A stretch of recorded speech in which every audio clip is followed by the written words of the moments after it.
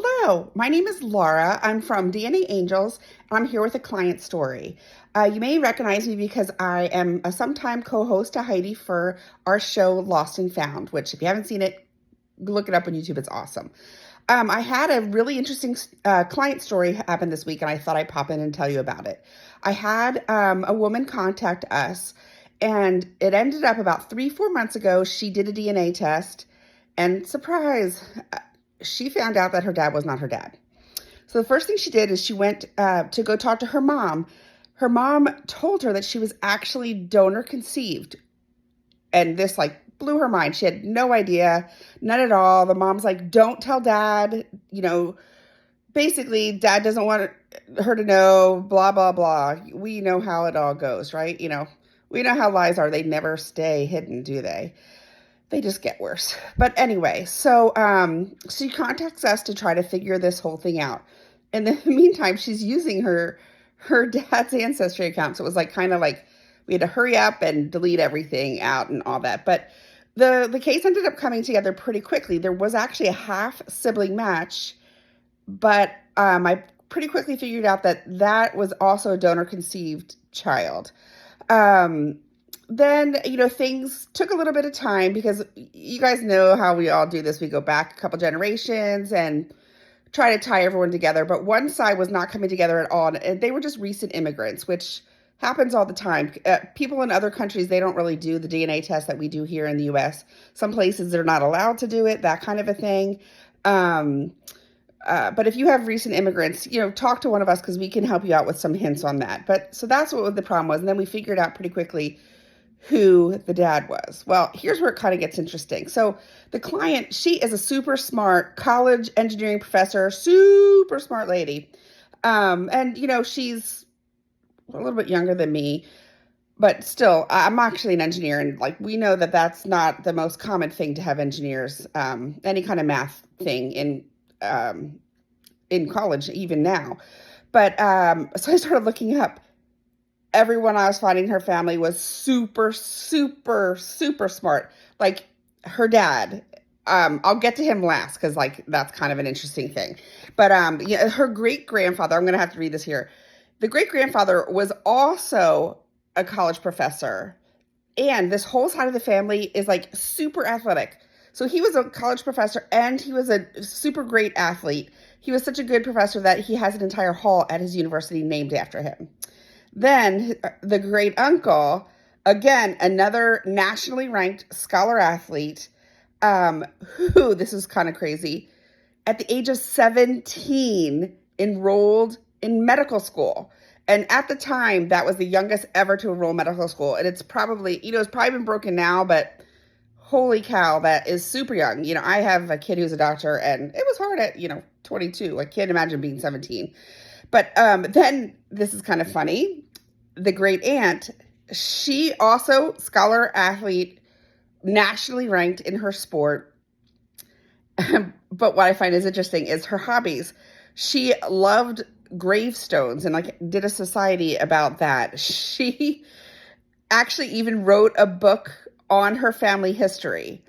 So, this is right up our alley. So finding someone else who likes graveyards like we do, it's kind of our thing to go look at all the history in there. So I was like, this is super cool.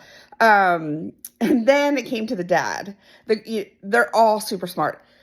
The dad, it ends up, he was either a college student or a medical student. He is also a doctor. I mean, super smart, Harvard, Yale, Stanford kind of a guy, smart. When he donated, he's also married to a doctor. And he has a few kids with his wife who are quite a bit younger. So, I don't know if the wife knows about it, but here's what I find interesting. And I want to hear what you guys think about this because there's a little controversy here, I think, with the whole donor conceived. And, I want to put a little plug here for Laura High. If you guys don't watch her, she's amazing and she's so fun about donor conceived. Go find her. But anyway, here's what I'm thinking. At first, when I first started with all this years and years ago, I was like, oh, I don't want to find donor conceived dads or moms, but I didn't have any moms at the time. because, they're kind of helping a family who doesn't have a family get a family. But then the more you dig into it, it's like, oh, no, no, no. It is just wrought with trouble. Think about it. For those of you about my age, I went to Penn State, big, huge school. And what were the guys doing for money, for their beer money? They were donating sperm and platelets, that kind of thing. And ironically, the dad, I found a post, he's still donating platelets. I was like, that's so funny. But anyway, so I feel like that industry just preyed on poor college kids who just needed the beer money. And also, they had no idea people are going to find this out nowadays. No one had any idea. And these companies, they're just not good companies. There's not the rules in place. So, you guys can go watch some of these shows on how someone had like 100 kids, and that's not an exaggeration, because these companies just use the sperm over and over again when they're not supposed to. So I know right now that laws are starting to get into place that are helping with this, but that's when I decided, I'm going to help, because I don't want, a lot of times in small towns, you don't want someone marrying their brother, marrying their sister, their cousin, their first cousin. There's so much to this.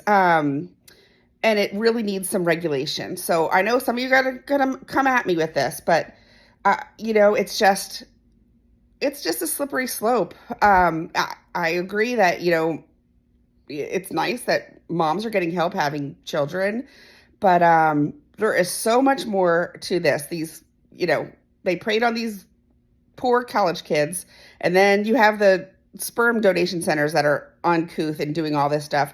And then you have the doctors. You guys have all seen the Netflix shows where the doctors use their own sperm. The dad thought it was his sperm, whatever. It goes on and on. It's just rife with all kinds of problems. So I'm sure I'm going to get a lot of comments on both sides of the issue here, but let me know what you think. I'm very interested to know what y'all think. So anyway, my client has decided for the time not to reach out to her biological dad. She is going to attempt to reach out to her donor-conceived other sibling. And, it's getting towards what we call sibling season, where lots of people get those ancestry tests now that they're on sale, Black Friday, for Christmas, that kind of thing.